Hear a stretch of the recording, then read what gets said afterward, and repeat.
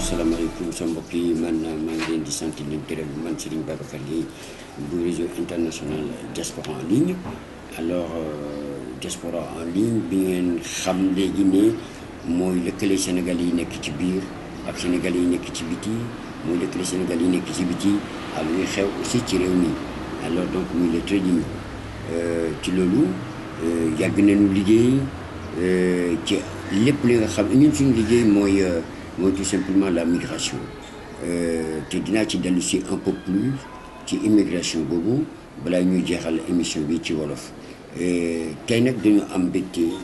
di sant di gërëm suñu benn compatriote sénégalais bi ngeen xam ne suñu naataangoo la ñu nekk à l'étranger moom mi ngi Sénégal en ce moment yore fii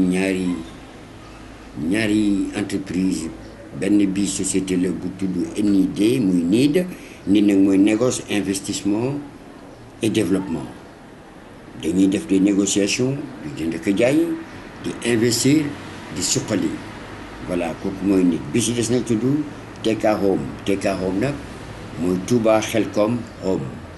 Alors nekk fii à Dakar ci corniche u Guédiawaye bi tey nag ñu seet si woon suñu frère suñu xarit muy le patron de cette société muy Ousmane Diatta indi fi matériel bu bari Sénégal liggéey fi daal chef d'entreprise te nag ñu seet si ko pour ñu wax ñu liggéey bi muy def ak lii ñu fekk ñun ñii. Alors wax dëgg yàlla mu mën ñu wax lan la moom mu présenté ci boppam wax nu lii muy def xam nañ ko waaye lu mu doon yéen ñu fi nekkul laaj ko aussi ndegam lii muy def méngoo na ak yéen fa ngeen nekk li ngeen di xaar ci Sénégal quoique xam nañ ne lu jëm ci kër li jëm ci investissement dañu toog di ko waxtaanee ci association yi dañu toog di ko waxtaanee ci daayira yi dañ koy waxtaanee ci suñu bopp. Alors te wax dëgg yàlla suñu dikki bi mu si benn jéego boo xam ne alors tey Sénégal mën na tax ne stylo bi man maa ko liggéey man ak état du Sénégal wala ministère du Sénégal amu fi. Voilà tey nag Ousmane ma lay sant la gërëm di la wax ñaan nga présenté wu ci suñu mbokki immigré yi la xam ak yi la xamul présenté leen aussi nit ak TK Home pour ñu xam mooy lan ak ñoom luñ ci man ak fa nga jëm ak ñoom. jërëjëf maître maa ngi sant la gërëm di rafetlu si seen ñëw bi ngeen fi ñëw tey ndaxte xam nañu kuréel bi ngay jiite solo bi mu am si Sénégal rawatina nag si suñu mbokk expatriés yi donc tey jii ñu ngi am mbégte bu rëy a rëy donc nga may occasion ma waxtaan ak suñu mbokk immigré yi si produit bi ñu nekk bi ñu am fii Sénégal maanaam société NID société ba nga xam ne ki man maa koy jiite société bi nag bari na si yu muy yëngu mais tey jii mbirum immobilier la ñu bëggoon waxtaan yi ak yéen ndaxte mooy mettons problème premier bi immigré yi di am fi ñu nekk dinañu am problème yeneen nag. Mais je pense que le problème bi moom mooy problème toit mooy le premier problème boo xam ne kii moom la ñuy jàppanteel foofu ndax histoire bi wane na ko parce que bëri na si ay histoire daal donc immobilier dinañ def xeetu activité yu bëri dañu tàmbali si jënd ak jaay terrain di jënd ak jaay ay appartement noonu ay kër noonu ay immeuble donc si biir loolu aussi dinañu def décoration aménagement espace koñ lépp équipement intérieur lépp la nga xam ni ki mooy produit finition yooyu yëpp dinañ koy def donc produit finition dafa bëri ay produits donc après bu ngeen bëggee mën ngeen jëlee image nga xam ni ki di ngeen mën a wone effectivement li ñuy mën a def mais si yaatal rek mën nañu wax ni affaire carrelage ay sanitaire ak i bëri na lool du ngeen mën a gis image yi donc image yooyu nag di ngeen koy fi ngeen koy mën jëlee moom mooy si suñu vitrine bi ñu am fii mooy TK Home mooy suñu boutique bi ñu am fii mooy suñu showroom fa la ñuy wonee suñuy produit donc am nañu ay produits yi nga xam ne kii en fait yu bëri ay échantillon lañu donc ndaxte suñu bëgg-bëgg mooy jëlee produit andi leen fii sénégalais gis ko ne produit bi lañ bëgg ñu andi la boobu produit ba ngay gis moom lañu li si gën neex mooy que dañ lay livrer nga doogay fay ndax expérience bi wane na ko immigré yàgg nañ koo nax donc naxe nañ façon yu ne donc tey jii si kuréel bi ma nekk bi ma bokk doon si membre dañu andi ay yeneen façon defin donc yow xam nga si dara ndax daanaka yaa jiite lépp si sa yéene bu rafet rek bëgg am pour Sénégal ak suñu mbokk yi nekk bitim réew donc en gros côté immobilier loolu la ñuy def donc loolu yëpp di ko jagleel suñu mbokk Sénégal yi nekk fii aussi en même temps suñu mbokk yi nekk bitim réew ñooñu surtout ñoom ñoo waral ñu sécuriser seen pour dalal seen xel xamal leen ni fii kat ñun suñu base suñu capital bi gën a ngandee moom mooy confiance bi ñu bëgg ndax suñu liggéey bi yëpp si base boobu loolu moom mooy base bi donc ki nekk fii boo ñëwee da ngay jaay dañ lay jaay comme boutique yëpp waaye nag pour client bi nga xam ne ki étranger la nekk moom d'accord nañu jox ko matériel bi comme nekku fii ba waa këram wala bokk ñu mu wóolu certifié que effectivement matériel bi ñëw na ñu ne ko kay nag ñu doog a fay donc pour rek parce que xam nañu histoire yi fii jot a am donc si gàttal maître loolu mooy suñu taxawaay loolu la ñuy liggéey fii nii Sénégal. Comme ni ñu ko déggee de toute façon kuréel boobu muy wax muy benn plateforme bu mag boo xam ne juddu na Sénégal plateforme boobu amul ak benn relation ak i constructeur à part constructeur bi dal di ñëw doon membre ci biir plateforme bi voilà donc sécurité am na déjà d'autres entrepreneurs wala promoteur bi jël son avion dem quelque part en Europe ou aux États-Unis wala Canada ñëw na am naa suuf dama leen defar kër et cetera versé et ceci et cela loolu yàgg nañ ko def ñoom ci ay Cuba yu tàng jër n'est-ce pas alors mais léegi promoteur boobu membre rek lay doon ci biir plateforme bi plateforme bi nag moom mooy doxal liggéey bi nga xam ne tey comme ni ko Ousmane waxee doo fay sa xaalis tant que livré wuñ la doo fay xaalis tant que kër ga nga commandé pare wu alors loolu mosuñu ko gis ci promoteur yi doon ñëw ñun gis nañu ay promoteur ba tey ni ñëw waxuma la États-Unis waxuma la France mais partout dans le monde mais da ngay dégg ñu naan la verser lii assurance ici ànd ak banquier dara tous bon alors mais fii da nga naan bii laa bëgg ñu defar la ko ba pare ne la mi ngi nii yaa ko commandé woon da ngay fay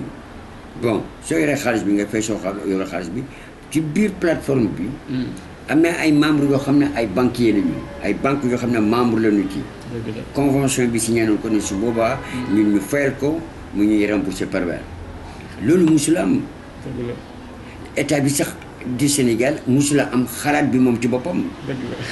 ba di ko teg donc ay sénégalais ko teg te soo sénégalais bari da nga koy xalaat parce que ndax ku détaillé ku bàyyi nga jot foofa bon alors donc vraiment loolu mooy plateforme bi te plateforme boobu fekki fan fekki jëmmi jamono yu gàtt alors di ngeen gis ni mu demee Ousmane alors ma lay laaj en plus te sénégalais tey su fekkee ne gis na ce produit alors mun a produit bi intéressé na moom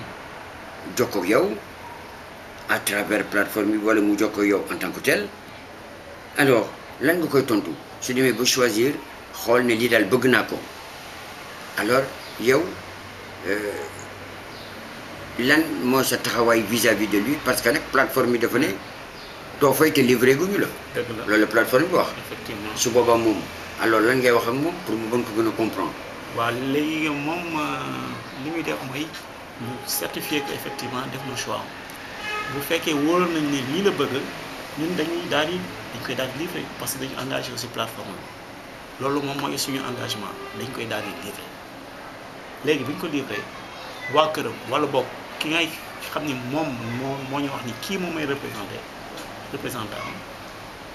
mën na ko wax ne ko kat li nga commandé woon jox nañ la ko agsi na matériel la wala kër la bëgg na livrer su ko defee yow boobaa nag procédure de paiement bi doog a ak kii doog a ñëw te loolu sax peut-être que xëy na si biir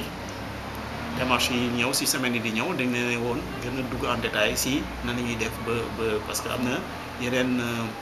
mettons yeneen méthode de yeneen moyen yoo xam ne peut-être dafa gën a méngoo ak jamono de paiement donc mais nit ki bu demee ba choisir def choix am ñun bu boobaa dañu li tax ñu bokk ci kuréel bi mooy que dañu engagé wu que produit la mu bëgg loolu la ñuy livré donc la nga gis ba choisir ko moom lañ lay livré donc loolu moom amul benn sikki sàkk donc loolu moom mooy wóoral mooy dalal xel ki nekk bitim réew boobaa parce que doo fi nekk ti nga naan kat man sama produit yi ma commandé woon du yi nga ñëw di dindi ay carreaux sa carrelage par exemple wala di xool ngay am say produit de sa kër muy am ay fuites yu dul jeex ndax produit matériel bu baaxul boo xam ne moom moo nekk si tuyauterie bi tout ça donc man dinaa fi recevoir ay nit si boutique bi dañuy ñëw dama kat dama joxe sama xaalis envoyé naa ko ma ñëw pour ñu tabaxal ma bien sûr ma ñëw fekk kat dama war a refaire sama carreau donc passer commande pour que ñu génnee carreau yi ñu fa posé ñu soog am carreau li mu bëgg donc yu mel noonu moo tax bokk si plateforme bi jaarale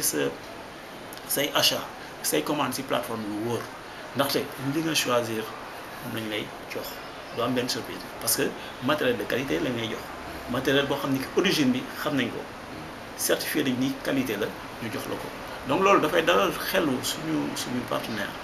ñu nekk à l'étranger ba noppi bu fekkee sa partenaire xelam dal na boo ko beneen produit boo ko proposé ci plateforme bi da si daal di adhéré wu parce que nag li ñu bëgg après tout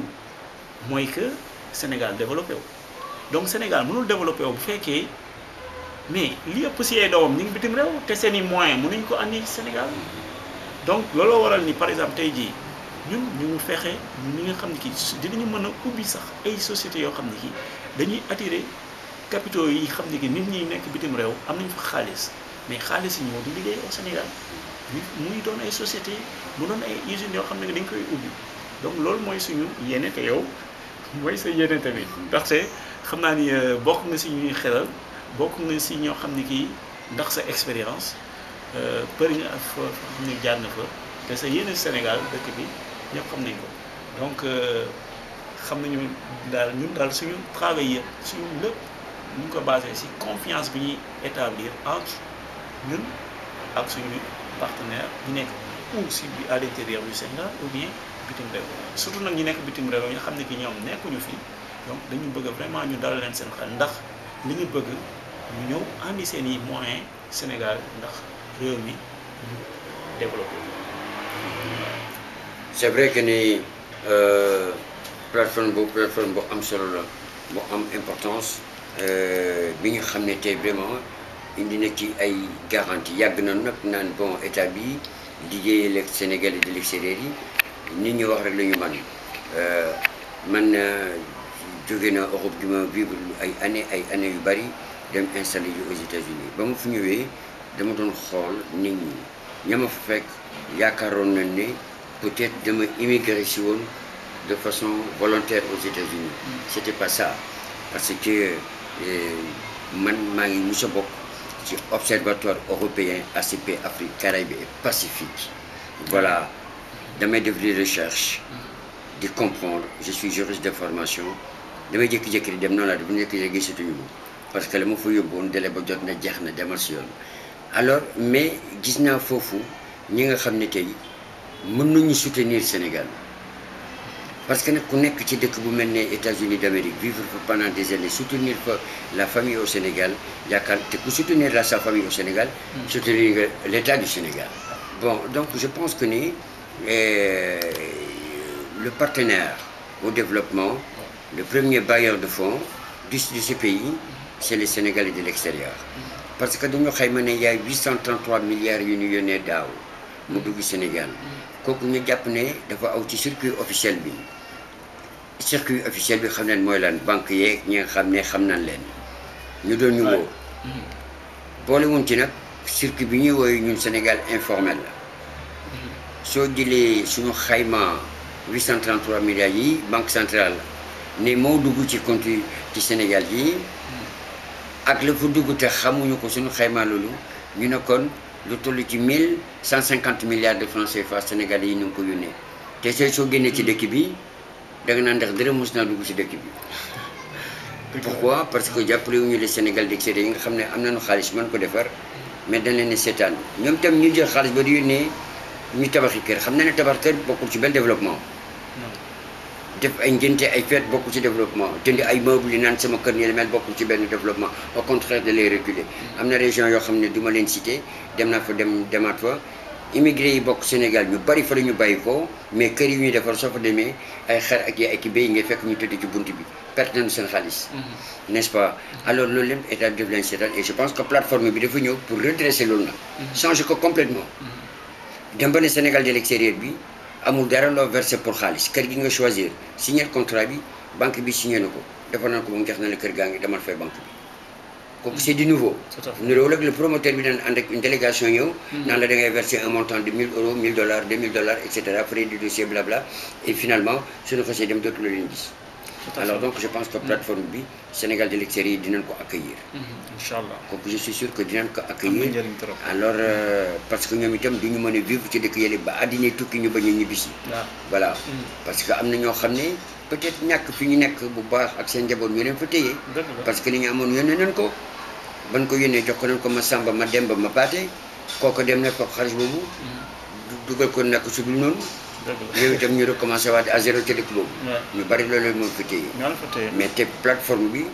alors nag changé na loolu dencal sa xaalis fa nga nekk wala yónnee ko Sénégal lii daal nga commandé alors yónnee na la ko. banque bi nag moom ngay signé ñun jox nañ la ko léegi naa sa banque bi jox xaalis bi nga fermé léegi na nga seet ak banque ba loo mën nga proposé ko di ko fay parce que banque bi membre plateforme bi la. voilà alors kooku daal wax dëgg yàlla tey mu doon alors émission bi nga xam ne. jitteeloon nañu alors demi jamono nag dina ñëw waxtaan ak yéen ci li ñu tuddee la migration et développement régional et dynamique rurale parce que Sénégal aussi su développé woo sama mbokk immigré yi nekk ci à l'étranger te ñu bari dem nañ ba xayma ko 75 ñu ne pour cent ñoom ñoo jóge ci monde rural bi dem immigration ñooñu liggéey suuf la ñu mën liggéey suuf la ñu xam ñu jéem a seet ñoom itam ak seen président le président des communes parce que communauté rurale amatul Sénégal de par le transfert justement des compétences justement bii ñu naan acte 3 de la décentralisation mais commune ba ca boppam am na président ñu ne leen seen commune bi am na Sénégal de l'extérieur yi nga xam ne ñu ngay vivre ca àll ba ñoom nag am na lu ñu fi mën a def léegi nag pour ñu def ko ci yéen monsieur le président ak sa conseil ñu daggal leen ay terre ay suuf borneel leen ko ñoom ñu indi fi matériel wala bu ko di état bi nag dinañ ci dem de xaw ma état bi d'accord am de ñii di yónnee seen matériel nag pour bay développer les communautés rurales ñu wàññi leen sax au moins ñoom ñuy dundal waa Sénégal par weer ñu delloo leen njukkal wàññi leen sax au moins les frais de douane parce que nag nit da nga koy delloo njukkal bon mais rek bëgg naan maa ngi jël xaalisam du ma ko doon dara finalement sénégalais yi suñu toogee à l'étranger ne dootu ñëw wax nañu dëgg mais rappelé rek na am nañ fa seen i kër seen soxna ak seen i doom te ko leen fa dégg koo leen fa dimbaloo la mu dal fay toog di leen sant di leen gërëm alors di remercier Ousmane di remercier son entreprise NID muy négoce investissement et développement di remercier TK Home mi nga xam ne mooy Touba Xelkom Home alors image yi ci tegu na ngeen di gis moom la leen ci joto woon waaye fekki fa ne da ngeen gis quelque chose de très extraordinaire mes amis ñu ngi leen di bàyyi ba beneen yoon wasalaam jaajëf